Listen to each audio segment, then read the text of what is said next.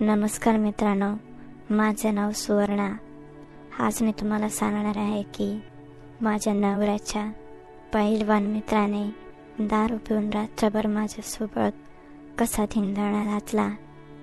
तर चला मग सुरुवात करते. मित्रांनो, मी एक 45 वर्षाची स्त्री आहे. मी दिसायला खूपच छान आहे आणि माझ्या शरीराचे सगळे भाग तुम्हाला तुमच्या हातगाडी चालवायला भाग पडतील असे आहेत. मी शरीराने अगदी रेखीव आहे, त्यामुळे माझं वय फारच कमी वाटतं. पण मित्रांनो, माझ्या नवऱ्याचं वय माझ्यापेक्षा खूपच जास्त आहे. माझा नवरा माझ्यापेक्षा 12 वर्षांनी मोठा आहे. तरुणपणी माझा नवरा माझं खूप मस्त काम व्हायचा, पण जसजसं त्याचं वय जास्त झालं तशी त्याची देणगी देखील कमी होऊ लागले. आता माझ्या नवऱ्याचं वय 57 वर्ष आहे आणि आता माझ्या मुलाचं लग्न होऊन माझी सून देखील घरात आली आहे. त्यामुळे आता माझा नवरा माझ्याकडे बिलकुल लक्ष देत नाही. मित्रांनो, माझा नवरा एक सरकारी नोकरीत आहे आणि पुढच्या 3 वर्षांनी तो निवृत्त देखील होईल. माझा नवरा सरकारी नोकरीत असल्यामुळे त्याने मला कधीच काही कमी पडू दिलं नाही. पण आजकाल मला माझ्या नवऱ्याचं प्रेम फारच कमी मिळतं आणि त्याचमुळे आजकाल माझी भूक काही भागत नाही. पण एक दिवस माझ्या आयुष्यात असा एक पुरुष आला ज्याने माझ्या सगळ्या पूर्ण इच्छा पूर्ण केल्या. मित्रांनो, तो रविवारचा दिवस होता.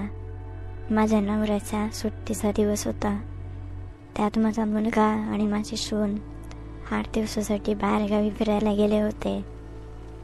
त्यामुळे आम्ही दोघेच घरी होतो.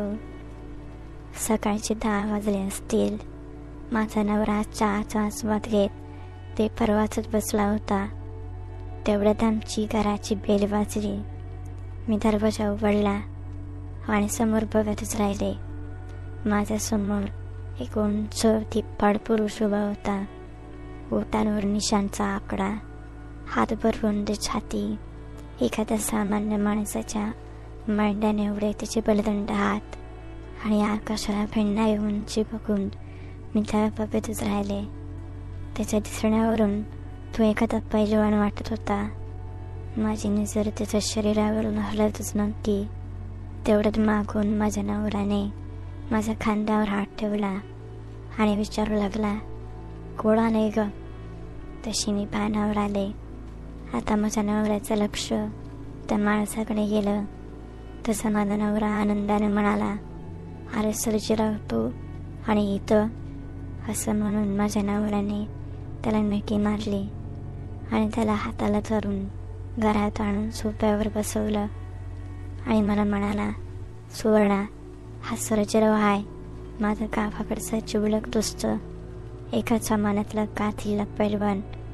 आणि सर्जेराव, ही माझी बायको सुवर्णा बरं का." तसा सर्जेराव माझ्याकडे बघत माझ्या नवऱ्याला म्हणाला, "लेखा लई सुंदर आहे बरं का बायको तुझी." तसा माझा नवरा हसत म्हणाला, "अरे नुसती सुंदर नाही, ती चांगली सुगरण बी आहे. आज दुपारच्याला तिच्या हातचं जेवून जायचं बरं का." त्यावर सर्जेराव म्हणाला, "एवढ्या लांब आलं तर जेवण करूनच जाणार की." "बरं, ते सगळं होईलच, पण मी ज्या कामासाठी आलो ते पहिलं करतो." असं म्हणून त्याने सोबत आणलेल्या पिशवीतून एक लग्नपत्रिका बाहेर काढली आणि माझ्या नवऱ्याच्या हातात देत म्हणाला, "यंदाच्या लग्नासह पोरीचं लग्न ठरवलंय. ही घे पत्रिका आणि सगळ्या परिवारासहित लग्नाला यायचं बरं." तसा माझा नवरा त्याच्या हातात ही पत्रिका घेत म्हणाला, "हो, नक्की येईन लग्नाला." आता ते दोघेही गप्पा मारू लागले. खूप दिवसानंतर 2 मित्र एकत्र आले होते, त्यामुळे त्यांच्या गप्पा फारच रंगात आल्या होत्या. मी देखील आता सर्जेरावांना चहा पाणी दिले आणि किचनमध्ये दुपारच्या जेवणाची तयारी करू लागले. पण मित्रांनो, माझं लक्ष हा स्वयंपाकघरात लागतच नव्हतं. मी सारखी चोरून सर्जेरावाला बघत होते. सर्जेराव माझ्या नवऱ्याचा मित्र जरी असला तरी तो माझ्याच वयाचा वाटत होता. त्याचं उंच धिप्पाड शरीर बघून माझ्या खाली आग लागली होती. मित्रांनो, आता दुपार झाली आणि जेवण वगैरे ओरकून सर्जेराव त्याच्या घरी जायला निघाला. तसा माझा नवरा त्याला आजचा दिवस थांबण्याचा आग्रह करू लागला. शेवटी माझ्या नवऱ्याच्या आग्रहाखातर सर्जेराव आजचा दिवस वस्तीला थांबवायला तयार झाला. तसा माझ्या नवऱ्याला खूप आनंद झाला आणि कुठेतरी माझ्या देखील मनाच्या एका कोपऱ्यात मला आनंद होत होता. आणि त्याच दिवशी रात्री माझ्या नवऱ्याने त्या दोघांसाठी बाहेर जाऊन दारूच्या बाटल्या घेऊन आला आणि रात्री त्या दोघांनी खूप दारू पिली. माझ्या नवऱ्याला आज जरा जास्तच दारू झाली होती, पण सर्जेराव अगदी प्रमाणात होता. रात्रीचे जेवण करून सर्जेराव आणि माझा नवरा आमच्या बेडरूममध्ये गप्पा मारत झोपी गेले आणि मी देखील दुसऱ्या खोलीत झोपायला गेले. पण मला झोपच लागत नव्हती. माझ्या डोळ्यासमोर सारखा सर्जेराव येत होता. मी झोपण्याचा प्रयत्न करत होते. तेवढ्यात माझ्या खोलीत कोणतरी शिरल्याची चावल मला लागली. माझ्या खोलीत कमी उजेडाचा बल्ब चालू होता, त्यामुळे खोलीत पुरेसा प्रकाश होता. मी किलकिले डोळ्याने पाहिलं तर तो सर्जेराव होता. त्यात मी माझ्या खोलीच्या दरवाजाला हातून कडी लावायला विसरले होते. आता सर्जेराव माझ्या पलंगाच्या दिशेने चालू लागला. तशी माझी थक वाढू लागली. हा सर्जेराव एवढ्या रात्री माझ्या खोलीत कशाला बरं आला असेल याचाच विचार मी करत होते. तेवढाच सर्जेराव पलंगाच्या जवळ येऊन माझ्या पायाजवळ बसला आणि त्याने माझा नाईट गाऊन वरती केला. आता तो माझ्या गोऱ्यापण पायावर हात फिरवू लागला. मित्रांनो, त्याचा स्पर्श होताच मी गरम झाले. आता हळूहळू तो वरती सरकू लागला आणि माझ्या मांड्या चोळू लागला आणि माझ्या आतल्या कपड्यावरूनच माझी पपई दाबू लागला. मी तर आता चालूच तापले होते. आता मला सहन होत नव्हतं. असं वाटत होतं की त्याला माझ्यावर ओढून द्यावं, पण माझी हिंमत होत नव्हती. आता तो थोडा वेळ थांबला आणि त्याचे कपडे काढून टाकू लागला. हळूहळू त्याने त्याचे संपूर्ण कपडे काढून टाकले आणि माझ्या वरती येऊन माझ्या आंबे कुस्करू लागला. तशी मी लगेच उठून बसले आणि जसं काय हातात झोपेतून उठल्याचं नाटक करत त्याला म्हणाले, "हो सर्जेराव, तुम्ही इथं आणि हे काय करताय माझ्यासोबत?" तसा तो माझं तोंड दाबत म्हणाला, "वहिनी, उगाच कल्ला करू नका बरं. मला ठाव आहे तुम्हाला काय हवंय ते. आल्यापासून बघतोय मी, लईच टकामका बघताय माझ्याकडं.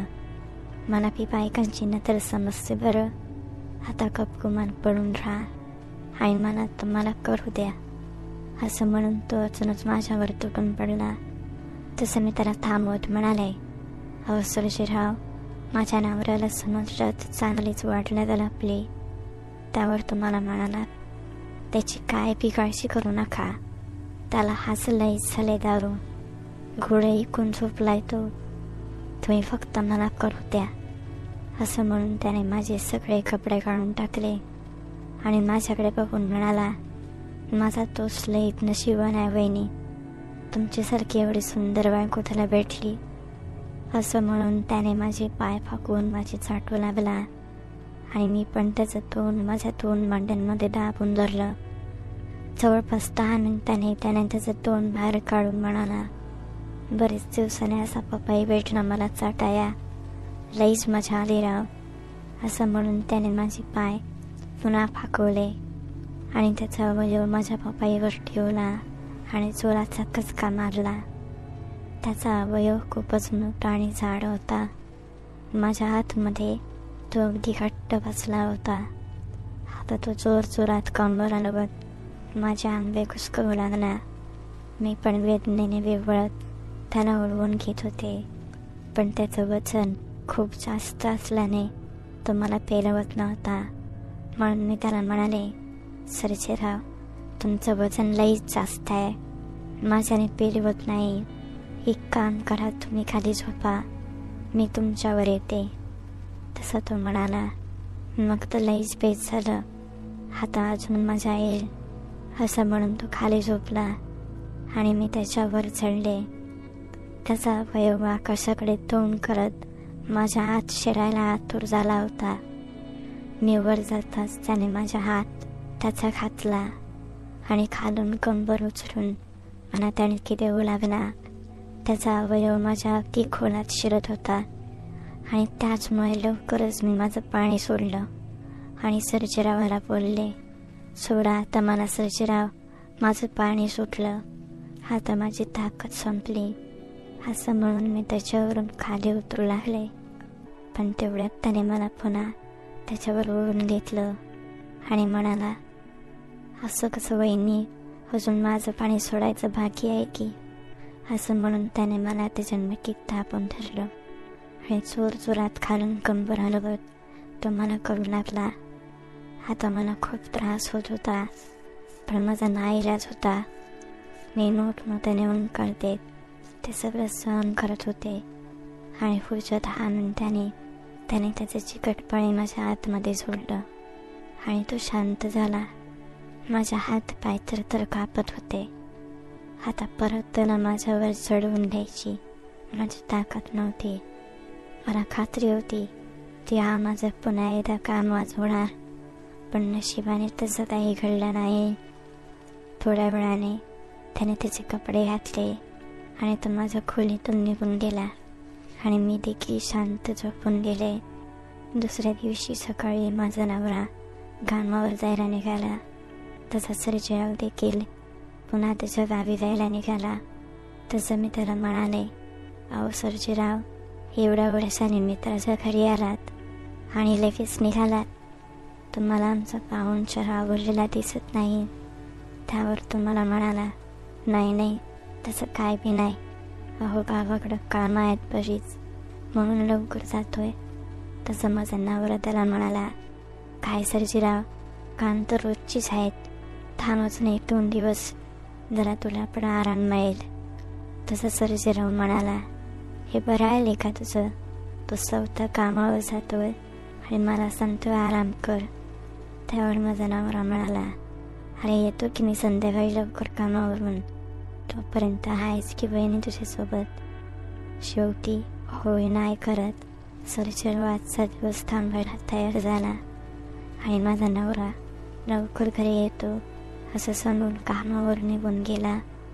माझा नवरा बाहेर जाताच सर्जेराव माझ्या जवळ आला आणि मला म्हणाला, काय वहिनी, रात्रीचं माझं काम लईच आवडलेलं दिसतंय तुम्हाला. तो असं म्हणताच मी लाजून मान खाली घातली. तसं तो म्हणाला, लईच भारी लाजता तुम्ही वहिनी. असं म्हणून त्याने मला उचलून घेतलं आणि खोलीत घेऊन गेला आणि पुन्हा माझं काम वाचवू लागला. 1 दिवस आरामासाठी थांबलेल्या सर्जेरावाने माझं दिवसभर काम वाचवलं आणि दुसऱ्या दिवशी तो त्याच्या गावी निघून गेला. पण जाता जाता मनाची सुख देऊन गेला ते मी आयुष्यभर विसरू शकत नाही. तर मग मित्रांनो, आवडली का कथा? मग करा ना मला सबस्क्राईब म्हणते मी. मग पुन्हा भेटूया लवकरच अशाच एका सुंदर कथेत. तोपर्यंत